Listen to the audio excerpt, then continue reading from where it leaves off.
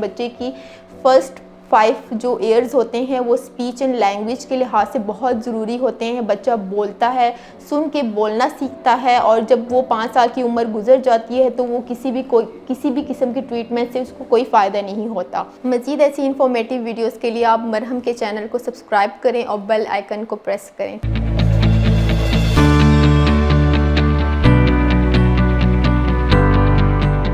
अस्सलाम वालेकुम। आज की वीडियो में हम बात करेंगे कि early identification of hearing loss means के समात का जल्द से जल्द तशख़ीस करना, उसको जल्द से जल्द डायग्नोज करना बच्चों और बड़ों में क्यों इतना ज़रूरी है। जब बच्चे पैदा होते हैं तो उनके जो हैं कुछ पेरेंट्स ऑब्ज़र्व करते हैं कि उनको सुनने में मसला आ रहा है, मीन्स कि वो टैब से रिस्पॉन्स नहीं कर रहे। वो अगर आप घर में बहुत ज़्यादा शोर हो, बर्तन गिरता है, दरवाज़ा ज़ोर से बंद होता है तो उस पर वो सही से रिस्पॉन्स नहीं दे पाते या उनका आई ब्लिंक नहीं होता। तो वो पेरेंट्स जो होते हैं वो पता करवाते हैं कि उसको कान में मसला है तो किस किस्म का मसला है। तो वो जो है डॉक्टर के पास, किसी भी डॉक्टर के पास चले जाते हैं जो कि इस चीज़ के स्पेशलिस्ट नहीं होते, और वो उनको कुछ ड्रॉप्स लिख के दे देते हैं जिससे वो कहते हैं कि ये ड्रॉप्स डालने से ये कुछ दिनों में ठीक हो जाएगा। ऐसा कुछ भी नहीं होता। इसके लिए आपको एक स्टेप बाय स्टेप एक पूरा प्रोसीजर होता है जिससे पता लगाया जा सकता है कि बच्चे को हेयरिंग लॉस है या नहीं है। अगर है तो वो किस नौइयत का है, किस टाइप का है और किस डिग्री का हेयरिंग लॉस है। उसके लिए सबसे पहले आप बच्चे का हेयरिंग स्क्रीनिंग टेस्ट करवाएं जिसको ऑटो अकॉस्टिक इमिशन बोलते हैं। उससे पता चलता है कि बच्चे के कान में हेयरिंग लॉस है कि नहीं। उससे पास और रेफ़र जो है हमारे पास इंडिकेशंस आती हैं। अगर बच्चे का टेस्ट पास है इट मीन्स बच्चे के कान में कोई हेयरिंग लॉस नहीं है। अगर रेफ़र आता है तो वो आप फर्दर इन्वेस्टिगेशन के लिए उसको फर्दर टेस्ट के लिए रेफ़र करते हैं डॉक्टर्स। तो ये स्टेप बाय स्टेप सारा प्रोसीजर होता है। जो सेकंड टेस्ट होता है वो ABR टेस्ट होता है, ऑडिटरी ब्रेन स्टेम रिस्पॉन्स जिसको बोलते हैं। वो बच्चा जब सोया हुआ होता है उसको स्लीप में उसको टेस्ट परफॉर्म होता है और वो उसके लिए पूरा प्रोसीजर परफॉर्म होता है जिससे पता चलता है कि बच्चे को किस टाइप का लॉस है और किस डिग्री का लॉस है।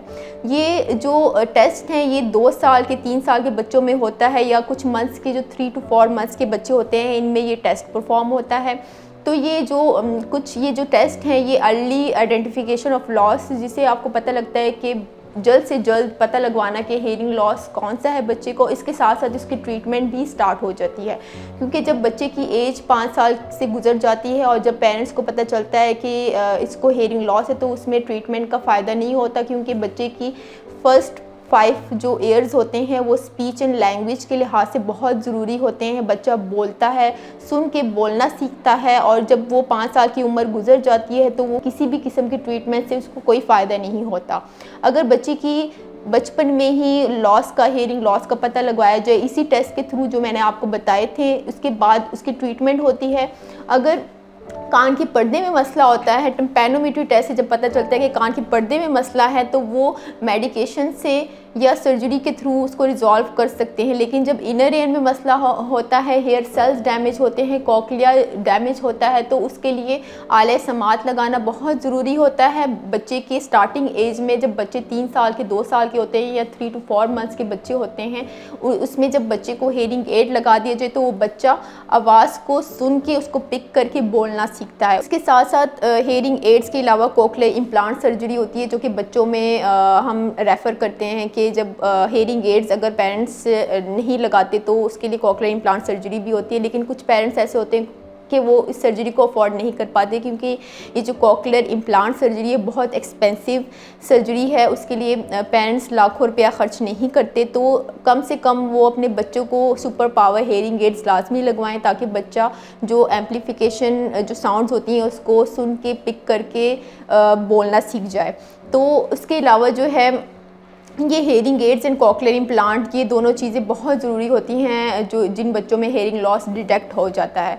साथ साथ बच्चों के अलावा बड़ों में भी early identification of hearing loss बहुत ज़रूरी होता है, क्योंकि जो बड़े होते हैं उनमें जब हेयरिंग लॉस डिटेक्ट होते हैं वो भी बिल्कुल इग्नोर कर देते हैं इस बात को, ड्रॉप्स से ठीक हो जाएगा, और बस वैसे ही वो अपना टाइम वेस्ट करके अपने कानों में हेयरिंग लॉस को मज़ीद डिवेलप कर देते हैं। और जब तक वो डेड नहीं हो जाते कान तब तक उनको ये होता है कि ठीक हो जाएंगे, बल्कि ऐसा नहीं होता। इसके लिए भी पूरी एक ट्रीटमेंट होती है। उसके लिए भी आपको टेस्ट करवाने, सबसे पहला टेस्ट स्टेप जो होता है वो टेस्ट करवाना बहुत ज़रूरी होता है।